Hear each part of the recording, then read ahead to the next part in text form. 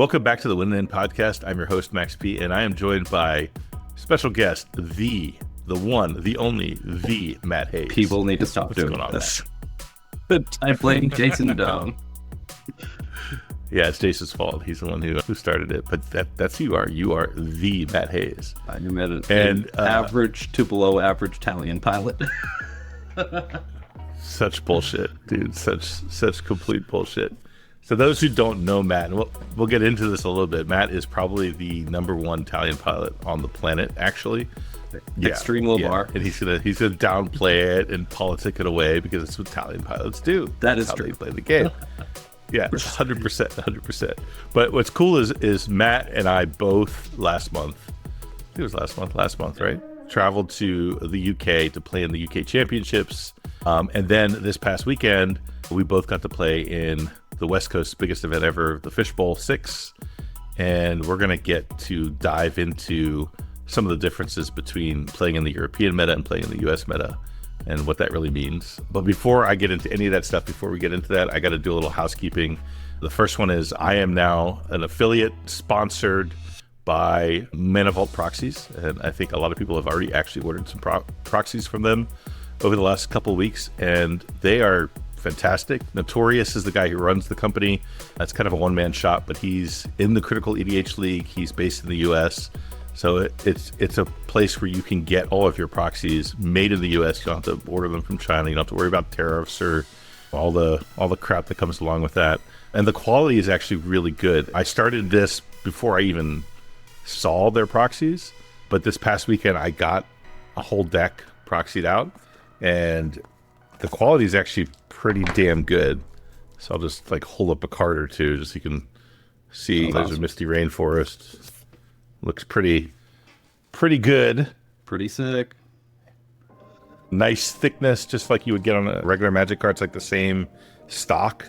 It's not quite as glossy as what you get for NPC, but just really high quality proxies. So please check them out. You'll see a link here. Use promo code WIN and do that. Another thing I want to bring up real quick is just that there's a lot of tournaments coming up that people haven't necessarily signed up for, and I want to call those out real quick. The big one is up in the Boston area. I guess it's an hour south of Boston. In January is the Royal Rumble 2. That's going to be a 15K now, is what I heard from Steve. So if you haven't already signed up for that, you're going to see a link to that in the description below. Please come play. We're trying to get some of the European guys to come over and play in that tournament as well. So we'll have old England playing in New England. That'll be cool. It'll be fun. So yeah, with that, Matt, let's talk about you for just a minute. For those who don't know, Matt is a well-known tournament grinder at this point.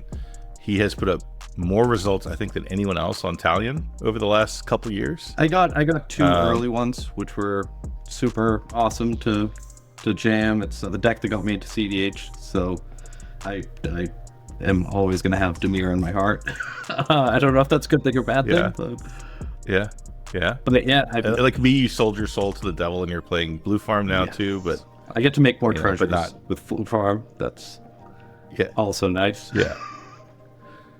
Matt also played in the Invitational this past Invitational, and we had one of the most epic games I've ever played. I think that game. Honestly, probably my best Magic memory in the past year was that game with Andy Beach, and he was just in a super dominating position, but we spun that game into a little bit. I don't think he was expecting to get into what we got into. But yeah, that was a great time. Yeah, that was such a good game. Yeah. So I'll just let you talk for a minute. What's your background? How'd you end up playing cEDH? Yeah. So I grew up in Boston originally, and then I played a little bit kitchen table Magic in high school. The calculus teacher got a few of my friends into it, and we all would just jam games during free blocks and things like that. Didn't play for a long time. I got a job one time where one of my buddies was playing, so I played a little 60 card, again, kitchen table kind of stuff. And then I moved to Hawaii about, I don't know, two and a half years ago.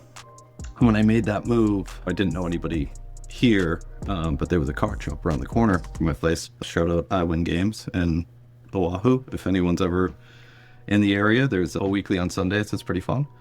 And it was just a great way for me to kind of get out of the house, interact with some folks that aren't direct fan. I could just go and kind of shoot the breeze with a bunch of guys, and they had a pretty strong cEDH scene. So I picked up Talion. I figured I want to buy one duel land. I don't want to buy a suite. I want to buy one duel, and then I thought it would be good to just have like Thassa's Decon. You know what I mean? Like, what is the thing that cEDH is known for? That combo. So I started jamming that. I thought it was a great way to get into the format, mostly because you have to look at every card and say, does that have a 2 on it? You have to follow the play the entire time through and realize what's a must counter spell, where interaction points are on different decks. So I just think that was a really great intro. You also have to learn to politic. How do you turn a counter spell into 2 counter spells by showing it and turning what would be a must counter creature tutor or something like that into something you can let resolve and still hold on to that spell.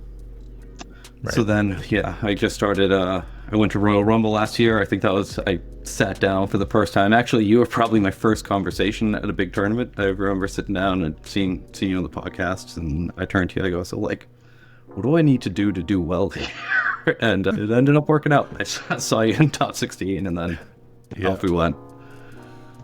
Yeah, it's hilarious to me because I always think about you as the Boston, Hawaii guy. And the funny thing is, every time I see you at a tournament, you're wearing a Hawaiian shirt with some Patriots logo or a helmet or something on there somewhere. Yes, I just got, right. I don't know if we're dating the podcast, but I did just get roasted by Logan on me keeping tabs this week for my Hawaiian shirt, sadly. I want Logan to know that I have 4 more of those in all different shapes and patterns, so they're coming back. Yeah. No, I think it's great. Yeah, and then you switched to Blue Farm, but to call this out. A lot of people complain about Blue Farm, including me, that it's boring and there's no innovation. It's the same 5 to 10 flex spots, and it's the same deck everywhere you go. I would say that is not true of your Blue Farm. I think you lean into some more innovation than most people do. I'm always checking your list because you do things that no one else is doing, and I think the biggest one is trick bind, right? You're a trick bind guy. I'm a trick bind guy. I am a trick bind guy. I run bad cards. I like to do that. I'm a scheming symmetry guy. I think that's an underrated spell in Blue Farm.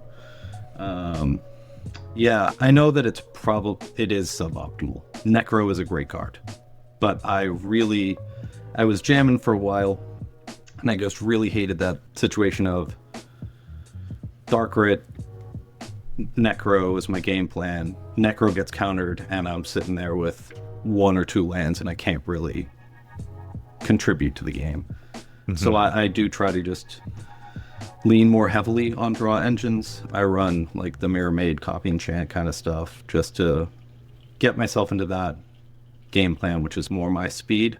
And again, I'm here for fun. I don't have any illusions that I'm going to be doing this for a living. So for me, I think just playing a game that I want to play and enjoy, and not feeling like I'm just sitting there watching other people play is part. Yeah. I mean, I feel you. I think you and I are kind of similar in that we both want to have agency in every game we play. I don't like sitting there watching everyone else do their thing and being completely out of it. I just never want to be in that position. I think the meta right now kind of dictates that sometimes that happens whether you like it or not. But I agree. If I had my way, I want to have agency in every single game, period. 100%. Right? But I don't want to bury the lead on myself because I have for whatever this is worth as a plug, I have no YouTube, social media stuff. I have nothing to sell anyone, but I do have a Discord, Tap Maze. If anybody has Magic questions or wants to jam games, like I'm always there and available to the world. I will say this. You're one of those people who it's worth watching your decks. Like some people, they play the same deck over and over and over again. There's nothing interesting. I feel like watching when you make changes to your deck, I pay attention because it's interesting. And like those are ideas to try that you might not otherwise even think of. I steal a lot of ideas from other people, so I don't want to take any credit for that, but yeah, you're one of those people for me, Max. A lot of mutual respect there. I enjoy not only your deck construction, but the way you go about the game. And there's a certain amount of, from our game in the MV, kind of honor in which you play with that I definitely try to emulate as best I can. I'm happy to like bluff and do whatever, but if I say, hey, this is what I'm doing, that's what I'm gonna do. And I know you're that way too. Yeah, I try to be. Yeah, sometimes it gets gray and difficult, but yeah, I try to be within the letter of whatever I said I was going to. You're the best. But like I said, I don't want to bury the lead. You just crushed it at Fishbowl. I remember just after every single round, I was like, check the board, and I was just like, Max got this one. Here we go. Let's go. Do you want to talk about your experience? We'll talk about both, but like, I'll pat myself on the back. I kicked ass, at least on day one. I totally kicked ass. Like I went there and ripped off 3 wins like right away. Just boom, boom, boom, one after the other. And these weren't beginner pods. Like every one of those pods, they were good players. And I ripped off 3 wins. So it felt really exciting to do that. It was really cool. I mean, after 2 wins, you're like at the top table the rest of that tournament. You know what I mean? So you're playing the best performers in the tournament round after round after round from there on out. It was just so awesome to see you crush it. And I guess, do you want to break down kind of how your rounds went, what that was like? I mean, I don't want to go like round by round, like, 'cause it gets crazy. I'll give a couple like cool highlights. Like, cool one was in, I think it was round 2. I swung at Nameless, Colin. I don't know if you guys know who Colin is. Swung at him with a Ragavan. Well, first of all, he goes to his turn. This is his turn 2, and he wheels the table. All I had done in my turn was play a professional facebreaker and pass. That's all I did. Goes to his turn. He wheels the table, and he wheels me into a Ragavan. He wheels me into Ristic Steady, a Smothering Tithe. It was like the nastiest wheel ever. But it didn't matter. None of that shit actually mattered, because what ended up happening is he goes and Imp Seals, and I had drawn a Ragavan off the wheel. So I go to my turn. I dash the Ragavan. I punch him in the face, flip the Adnos off the top of his library, and I'm like, well, I guess I'll cast the Silence, and then I'll cast this Adnos. It's just one. Oh, that's turn so 2. awesome. It was delicious. Ooh, that's absolutely great. Delicious. Yeah, so that was fun. And then the other fun was playing in the Critical League. I ran into Notorious, who plays Arkham Dagsson, and I played it against him a number of times, and I watched a bunch of his games, so I kind of got a sense for how that deck works. And nobody else knew, like everyone else was kind of flat-footed. Nobody knew how to play against that deck. I know how to play against that deck now because I've done it enough times. So I'm playing against a different Arkham Dagsson. It wasn't Notorious, but the guy plays an artifact creature turn 1, plays Arkham Dagsson on turn 2, and I'm like, guys, table, we're about to die. Like, we have to deal with this right now. And I rip off a Mystical Tutor as my draw for the turn, and I have a Ragavan, and my opponent has a Ragavan.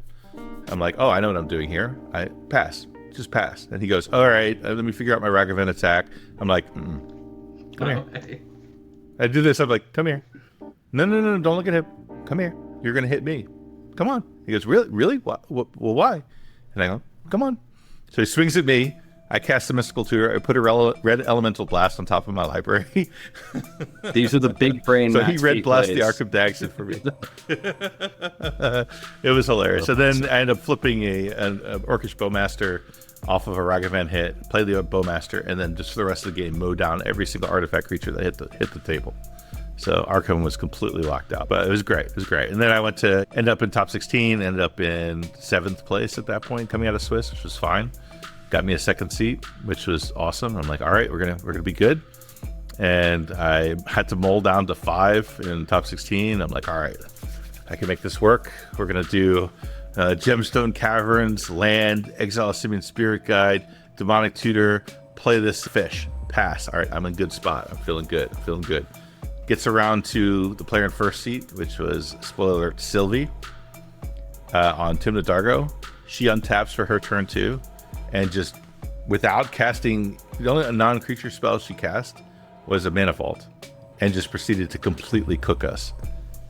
Like, it was like the game was only like maybe 10 minutes long. I heard, and she just cooked us, and I was out. I think it was what I'll keep a tab said. Your round was shorter than one of the other pods' mulligans. It's fine. That's what I heard. Yeah. It was just over. Yeah, that's a tough one for like all the build up there to just like 5 minutes. All right. Yeah. So I go from this, go on a tear, win 3 straight to start the tournament, and then force draws out of certain losses, and then dominate another table, like, and then go to top 16, ready to go, and just over, gone. Go home. That's it. Bye-bye. It's too. It's like, it was tough. I mean, it was good to see Sylvie crush it, because like her, like that whole game and watching her work through those lines was pretty awesome. I mean, she was super proficient and perfect in the way she did everything. Like it was a beautiful thing to watch. It was fun to watch, even though I was losing. Sylvie is the best. She's also just such a sweet person in general. I got to jam one game with her in LA one time, just casually, and it was just like such an amazing experience. So and you could feel the emotion off her when she won. It was just really awesome to see, and I think great for cEDH to get that, to see her succeed. That was awesome. Yeah, it was really cool, and the whole tournament was really awesome. Now, conversely, you didn't end up making top 16 in this one. I fully scrubbed out. I went, my round 1 was 3 invitational players, which is not how a round 1 is supposed to go. That was a draw. It was also, that was my first seed, so that's like not the ideal situation. I then proceeded to lose, maybe it was the Arkham Tags and player that you played, but I lost to 2 back-to-back turn 1 metalworkers. One was on the play, so that was fun. I did not take any, like, what could I have done better from that experience. That's just like, okay, we lose that game. Then immediately after that, I was in a 4th seat, mulled a 3. Seat 1 just had insane value, and nobody else really had anything for them. I tried to keep us alive as long as we could, but there was nothing to do. I was able to get round 5 a win just to save face more than anything. I technically could have qualified for day 2, but I just said, like, the redemption event is probably for me at this point. I don't think I'm making it on 16 points. But that worked out. I ended up sliding into top 16 in there, and at least saved the weekend for me. But yes, Fishbowl is not the one that I'm going to be, telling like grandkid stories about anytime. But on the flip side of that, though, when we went to the UK and we played in the UK Championship, I was the one who scrubbed out, and you were the one who made it to top 16 and did a lot better than I did. I mean, in fairness, right? I think that was a unique one for folks who don't know. There was a top 40 cut for that tournament. I think had it been a top 16 cut, I think there's a chance that you make that and I don't make that. I just got lucky in a seat 4, double restart, top 40 game with some really wonderful players. Annie in the UK was in my pod. She's a wonderful player, super awesome person, and that whole crew was just a really cool experience to go see what that meta was like as opposed to kind of the US side. Yeah, and I'll just gush for a minute, man. I love playing with those UK guys. They're just a pleasure to play with. They're really strong players, so extremely tight technical players, and their politics are they're just so nice. Like, you're like, okay, I'll let that resolve because you're just so nice to me. That's fine. They're just wonderful people to be around, and but they're killers. They're absolute killers. I kind of think of them as my like not so secret weapon, because getting to play with them a lot makes me better as a player, and I think that gives me advantages in games here in the US. I had a player in my top 16 game who I was attempting to resolve a heuristic study. They showed me a force of negation, and they said, how about if that works every other time?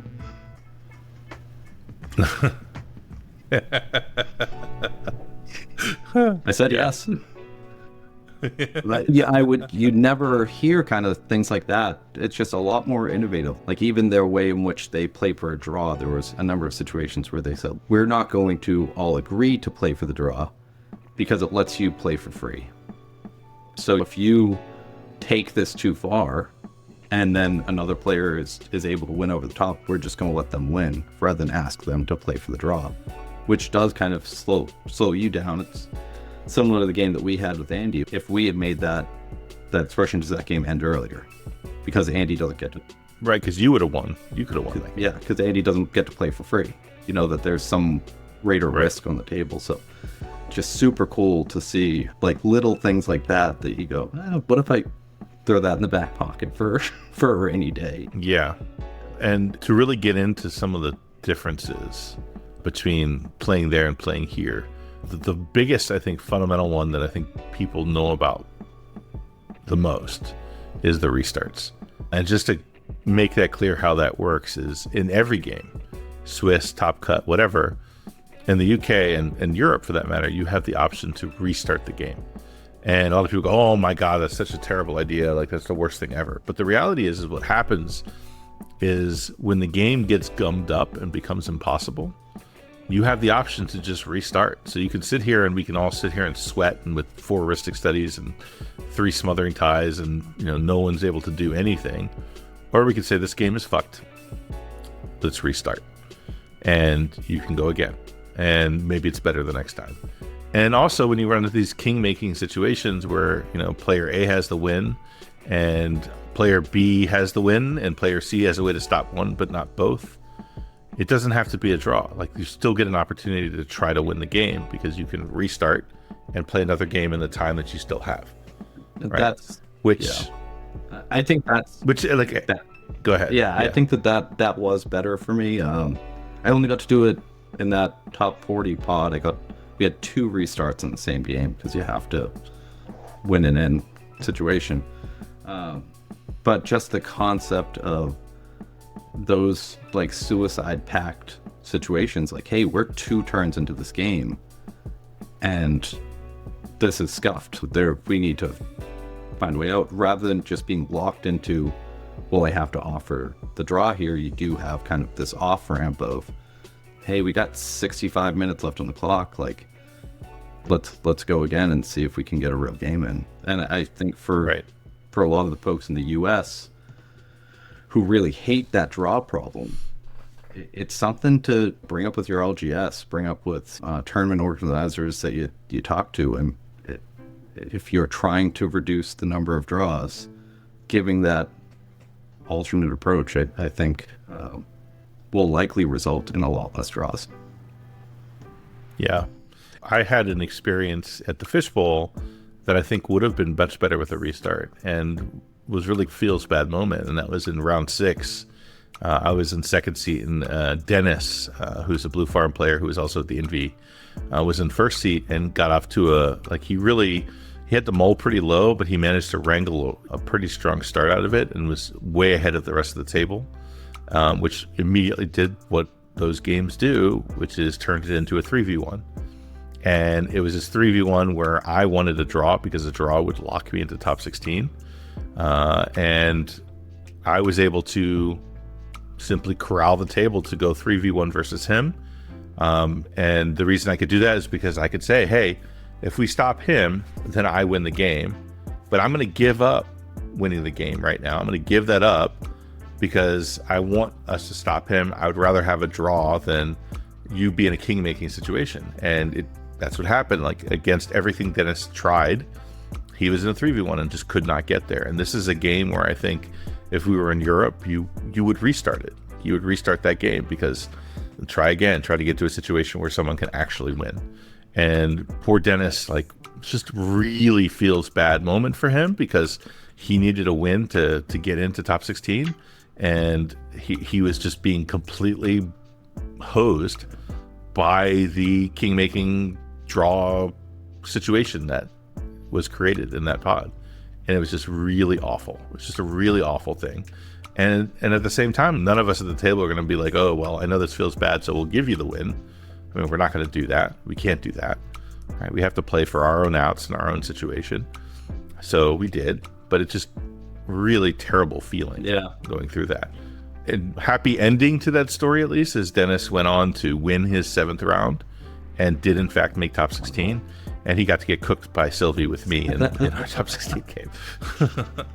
but no, it was awful. And that situation, like, I don't know how to resolve it.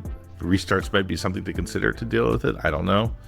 but like it's gotten to the point where there's enough interaction in the format, and there's enough drawings in the format, and there's enough ways for people to work together that almost any game, if all three players put their mind to it, can be forced into a draw. It's just too easy to do. One of the things I was thinking about was that 3v1 dynamic, and that especially as a blue farm pilot or any kind of more control oriented pilot, any spell that you have that can act on the stack ultimately can be used to help defend your win, or stop someone else, or protect someone else's win. Right. And that 3v1 dynamic, I think there's probably a point in all of these games where, depending on how you choose to use that interaction, either can win you the game, sure, but can either lose you the game or draw you the game.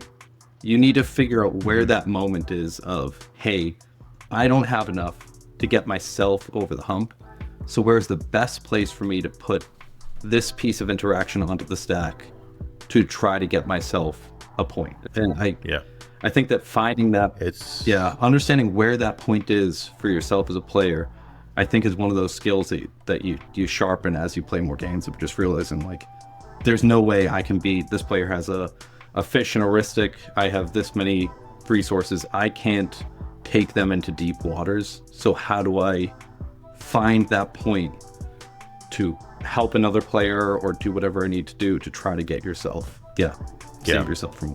And it gets so crazy. You know, what's interesting is when my 7th round, so after that draw with Dennis, I went on to play a 7th game, and that was the Arkham Daxon game I was talking about, where I completely blew out Arkham Daxon and raced way ahead of the table and was absolutely dominating that game. I had Timna, I had Crom, I had Ragavan, I had Bowmasters, and nobody could do shit. Like, I had everyone locked down. But even in that game, I couldn't win the game. And the reason I couldn't win the game is because Arkham Daxon had a handful of interaction. And it wasn't that interaction could stop me from winning so much. That wasn't really the problem. The problem was that he could use that interaction to force one of the other two players to win. Yep. And that meant that I was now stuck because I couldn't push too hard, because if I pushed too hard, he would just enable another player to win. So he was able to force the table into a draw situation just by having a handful of interaction and no way to win the game himself, which was actually 100% the correct play for him.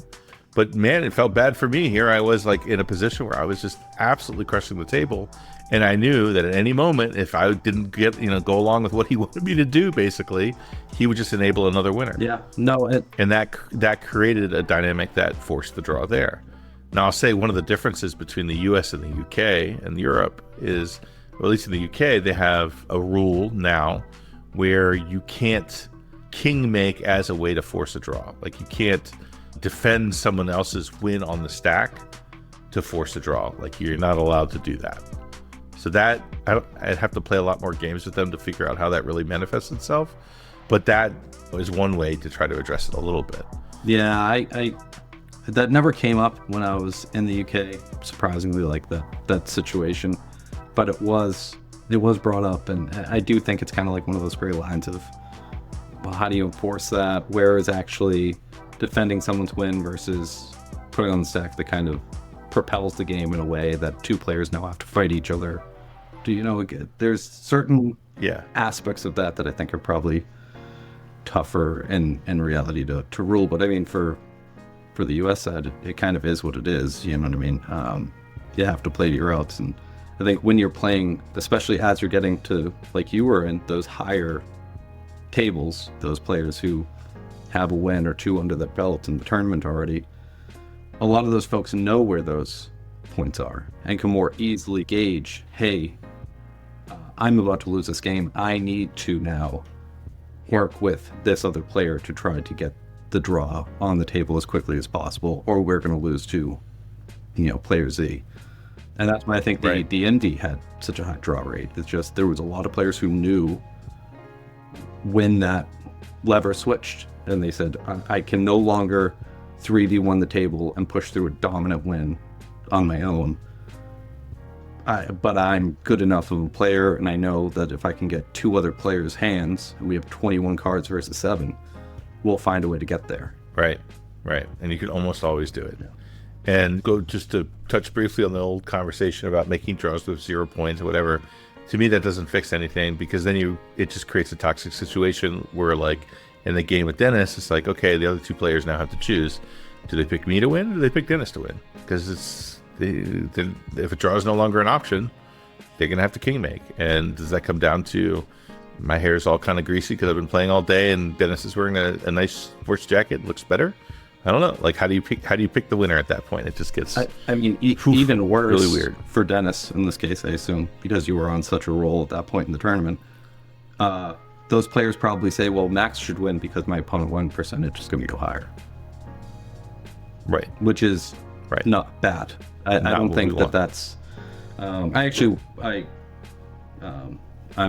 out of an LGS that has been doing a 5-0-0 with 0 points as a draw, and that's what happens. I mean, you don't have games ending in draws, but you have a lot of games ending in, we're at 90 minutes or 80 minutes. This guy's a nice guy. We're gonna give him 5 points, and just I don't. That's terrible. I wouldn't even want to win like that. You know what I mean? As much as I do want to win games and win tournaments, like, part of the reason I think we play this is, like, I want to beat the table. You know what I mean? I want you guys to all do everything you can possibly do to stop me. I'm going to do everything I can possibly do to stop you, including if you can force me into a draw, if I can force you into a draw. Like, all of those things are competitive activities. I think there's, like, a healthy amount of competition in all of those outcomes. And I don't find Max a wonderful guy. I like him a lot. I want to give him 5 points. It's not how I want. It's not what we want. No, we don't want that. We don't want that. No, absolutely not. The other thing I think the UK does differently, and I think all of these things actually do impact the draw rate a little bit. The other thing that they do is where we have Takesy-Backsies here in the US, where you can say, okay, I cast a spell, and then someone says, hey, wait, don't cast that spell. I don't want you. Let me save this interaction. I'll show you this interaction. Don't cast that spell. Let me hold this interaction, and that way I won't have to counter your card. You're like, okay, I'll take it back. Right? That ability to, like, and I think the way the rule's written is, if information is provided with the intent of causing a change in decision, then you can do that, right? In the US. In the UK and Europe, it does not work that way at all. If you go and play a spell, right, and like, I tap mana, I'm casting this spell, like any of that language, that spell is now on the stack and you cannot take it back, right? And it seems like a subtle difference, but it's actually a huge difference. I'll give you an example. I had a game in the UK where there was a player going for a win, a Rogside player going for a win, and the player had an Otawara that would Otawara the Underworld Breach that was in play and would stop his win attempt. But at that point, the player after him in turn order had drawn so many cards off of their heuristic study that passing the turn to them was certain death for the rest of the table. So what we really needed to happen there was we needed that Otawara to be presented as a draw offer, like, or a restart offer, and say, hey, I have this Otawara. Do you want to draw? Do you want to restart? But instead the player said, Otawara, targeting breach. Too late, spells on the stack. That breach is getting bounced, period, end of story. So that's like a very big difference. And I think what could have happened there, the way you're supposed to work this, and it's very subtle and very different, is you're supposed to, every time you do any game action, right, you have to give an opportunity for a conversation to happen at the table. So I say, hey, I have this Smothering Tithe that I'm thinking about casting. What do you guys think about that? Right? And that gives an opportunity for the conversation and the politics to happen without the spell actually being on the stack. And it just changes your way of thinking. It changes your way of playing to do it that way, which is a huge difference in the way we do things in the States. And I think it makes the game much more technical in the sense that there's an opportunity to trip and fall and smash your face into the ground by putting the spell on the stack before doing it the correct way. Yeah, and I think that leads to less draws ultimately, just because people fuck up more often and opportunities to draw go away. Fair enough. Right.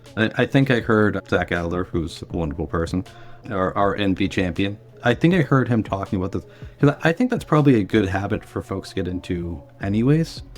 Like one of the things that I think I've heard him talk about is he'll have a mystical tutor going into his turn, and he'll show it to the table and he'll say, show me a reason I shouldn't get Adnos. Showing these spells and talking these things through sometimes can get you to an optimal place in general. Like if somebody shows you, oh, I'll be able to counter that. Okay, well now let me go get value so that you are holding interaction. I still have a game plan. Like I think having some of those conversations before you're actually putting things on the stack probably would help players in general as they get deeper into the weeds and higher enough those tables, because it just gives you more information before you start casting or resolving spells.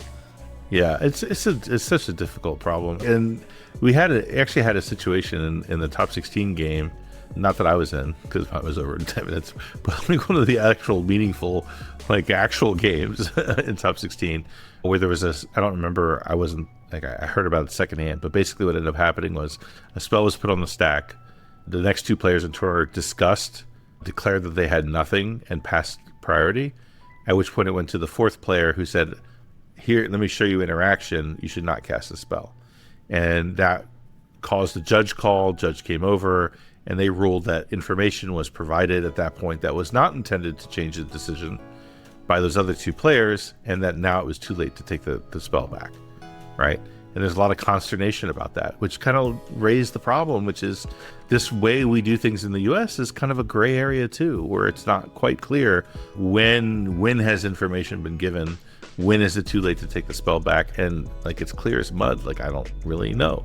It's not clear. So we probably have some work to do there to button that up and figure out how that rule is supposed to work. Yeah. As a occasional punter myself, I don't mind all right, I'll take that off the stack if that's what you're going to show me. But no, yeah. I do think probably the way that the UK does it is a good spot of just have your conversation before you put it on, and then once it's on, isn't outrageous. Yeah, I think so. So what else was different about the US versus the UK? Tino was a killer. Anything else that you? Tino was a killer.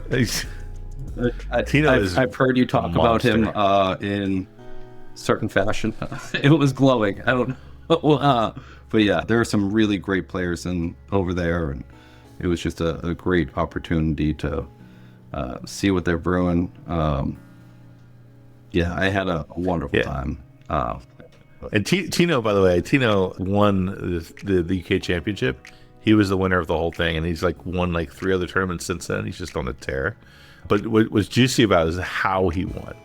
So Tino plays Kinnan, and his Kinnan is unique, but it's got some similarities with what Waffle does. Like he's playing very mid-rangey, really trying to take advantage of the meta that it is now. But the way he won the game is he Emmerich ruled, I think it was a blue farm player, and won the game with his deck. And I can't tell you the number of times that Tino said, you should play Emrakul. I'm like, nah. He's like, no, you should play Emrakul. Emrakul's good. I'm like, nah. And then he goes and wins the whole tournament with it. So just makes perfect sense. Classic Tino. Yeah, he's a killer. I'm hoping that he can make it to Royal Rumble or one of the tournaments in the US. And then it would be cool to see some European representation at the MV this year. That would be amazing. Just kind of a more global. Yeah. 64 would be awesome. Yeah, and they did give top deck points for the championship, which was great. So that's why Tino is on the leaderboard at this point. Kind of hoping that he might be able to go to both the Rumble and the Mid-Season Invitational. If you're watching this and you've got deep pockets and you want to help, let's get Tino to Houston to play in the Mid-Season Invitational so that he can also come to the Royal Rumble. That would be sick. That would be sick. If you're watching this and you want to help with that, contact me and we'll figure things out, because I would love for that to happen. I'd love for a lot of the guys over there to come as well. We've been talking to Ben. Ben's the guy who runs the UK events, about trying to figure out ways to bridge the Atlantic gap and get Europe and the US playing together more. I think we have a lot to learn from them, and they might even learn a couple things from us. Maybe. They'll at least learn how to draw better than they do now. I put Tino, I think it was my third round in the UK Championship. I pulled an Andy Beach on Tino. I landed a Smothering Tithe and started casting spells into nowhere just to draw the table and turned it into chaos to the point where he had that win. 99 times out of 100 he wins that game. But we just turned it into, I think, as Gold Saber calls it, Bristic Slop. Yeah. It was a fun one. I think he was a bit traumatized, and then eventually realized, oh, that was fun though. Yeah. You know what's interesting is that the meta over there is, in my mind, pretty much as fast as it is over here, but completely different decks, at least from what I ran into. Like, whereas in the US you're seeing lots of Itali and Rawl and Blue Farm, kind of the top of the meta. Over there you're seeing Krark Thras. Oh yeah. You're still seeing Saka, Krark Sakashima. You're seeing, I got blown out by a Rowan deck at one point. Wow. Like they're doing different things, but going just as fast as we are. A lot less farm that I saw over there. There was, I think that I didn't look at the stats, but it felt at least as though there was a lot less farm. I have a question for you on farm. I've been stewing on farm for a while, and I have this feeling that to some degree, do you think some of the conversion rate that we see on farm, obviously it is a great deck and you have access to the best colors and access to the best cards, but there's a price tag associated with that deck to collect all of the dual lands needed to play blue farm, to collect the intuition, the LED, the Mox Sound. Like, there is a financial barrier for those who aren't proxying, aren't allowed to proxy at their LGS or SCG tournaments or anything like that. Like, is there some aspect of, like, if you're deep enough in the game to want to buy all of those cards, do you inherently just have more hours of cEDH that help beyond just the construction of the deck, that your investment into the format attributes some percentage to that higher win? So I think what you're saying is there are a lot of blue farm players who are really entrenched in the format already, and thus the population of people playing blue farm is a higher skill level because they're more invested in the game. Exactly. And I think that's true. I don't think that's because of the financial piece of it necessarily, but I think it's the desire to win. Like, you pair the perception of blue farm as the best deck with people who are willing to, who just want to win, and they don't want to give up even 1% of the potential to win to step outside of that zone. I'm willing to give up 1% if that 1% is trick bind. Outside of that, yes. Yeah, but I will say this: like, I've learned a lot playing blue farm over the last few weeks. A lot. You know, it's very different than I expected, because I'm like, dude, I've played Breach before. I played Elsha. I played Breach when I played Elsha. I played Breach when I played Florian. And I know Thassa's Oracle console. I mean, I played TNT. I've done that. Like, I've played Blue and Draw Engines. I've played Fast with Tim Najeska. Like, this is just a mashup of those things, and you get kind of the best pieces of all of that. But it's more than that. The blue farm is a whole different animal completely in the way that it seizes windows. Like, that's really what makes the deck so good. It's that you're just more often to be presented with a situation that you can win it. At TNT, I'll run into a game where I'm dominant. I've got Seedborn Muse. I'm drawing a million different cards, and I still have to wait 2 or 3 turns until I assemble all the pieces that I need. Right? So you get into this mindset where you're like, okay, I need a little more value, need more value, and you're trying to, like, eventually snowball your way into having everything you need. Blue farm doesn't work that way. Blue farm, you get a little bit of advantage, and the cards are there. Like you're like, oh, well, this gets me the win. One tutor, I get a breach, then I can retutor, like it does everything I need it to do. If I get a good hit off a Ragavan, that can convert into a win, right? The deck is just more able to trip its way into wins. So you play the deck well, you position yourself to play the game well, and the wins come to you, and they come to you more often than I think in any other deck. Yeah, and I think that's the biggest difference. Exactly, and I don't think the silence effects can be thrown away there. I think just being able to start off with the silence effect and then just say, draw all the cards. You know what I mean? If this resolves, I'm good, and I'll just push through my line. Well, I mean, the cEDH fundamentally comes down to you need the combo, you need the protection, and Blue Farm can provide the protection in terms of silences or counter spells or windows, and it's got all the combos. So it's like you're able to get to that position of having the combo and having the protection just easier than you can in other decks. And I think that's the fundamental difference. I'm sure you feel the same way about TT. Like, I still feel like I'm a Talion pilot at heart, but it's hard to not cast a smother attack. It's just hard to, some of these cards that you get access to, you're like, I want to do that again. Well, yeah.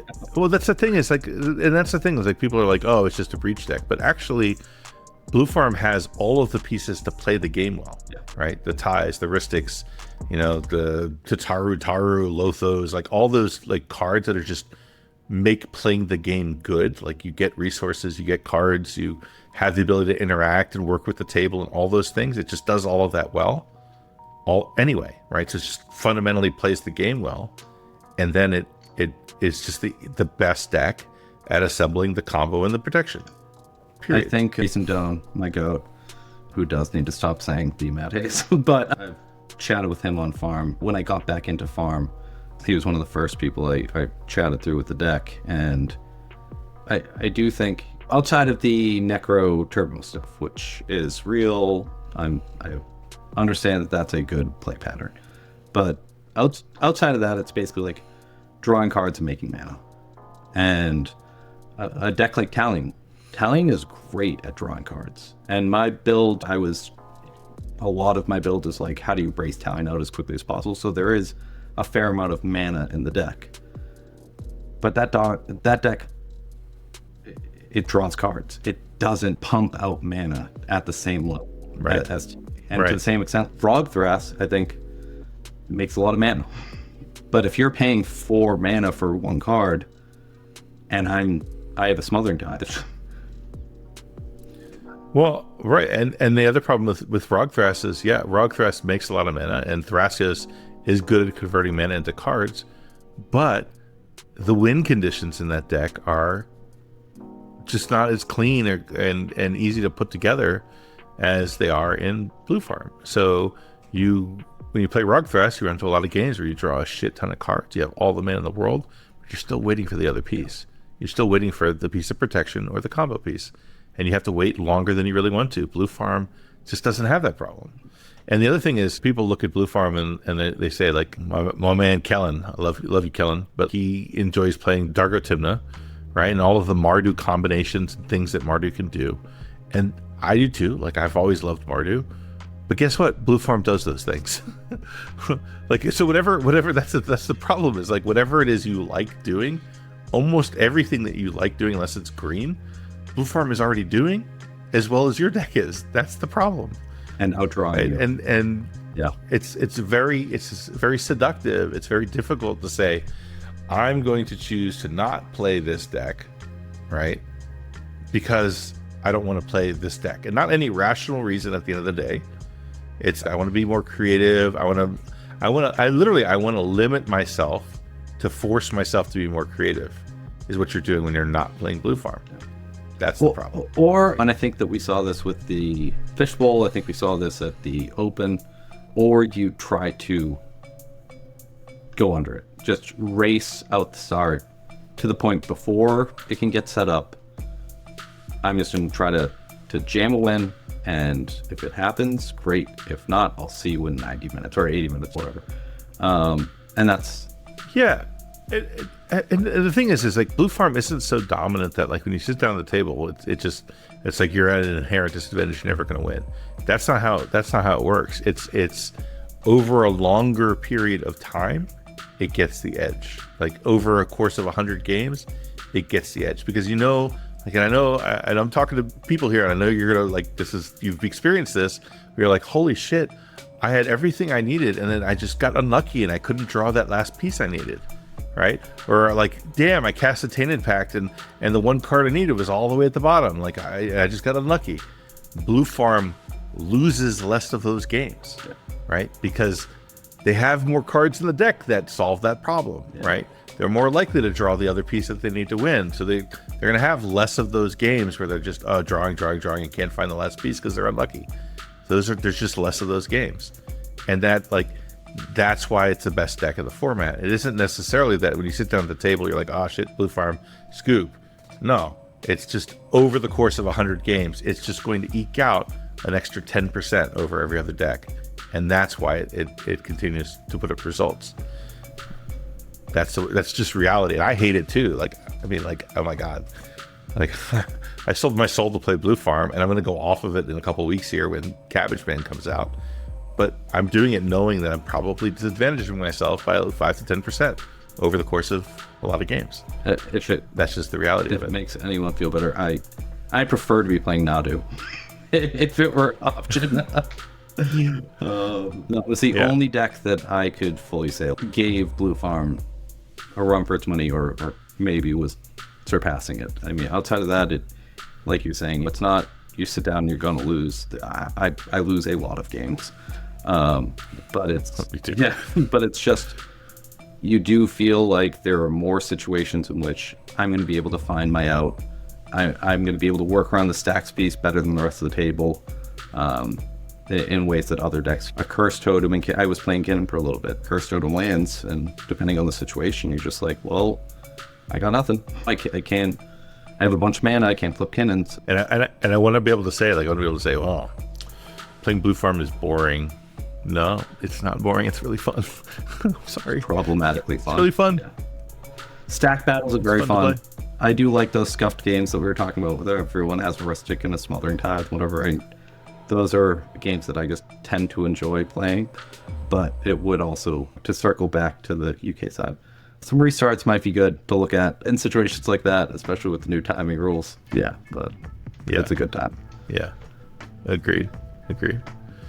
Well, Matt, man, thanks for joining me tonight, dude. I really appreciate it. I love that we're like kind of traveling CEDH brothers at this point. I agree. I'm excited to see you at whatever the next one is out. It'll probably be Rumble, but we'll see if I can squeeze anything else before the end of the year. If you guys enjoyed this conversation, please give a like, give a subscribe to the channel. Like it's weird because a lot of people seem to watch but not subscribe. So like I don't even have 2K subscribers at this point, but people watch. I don't know. You hate me? I don't know what this is, but please subscribe.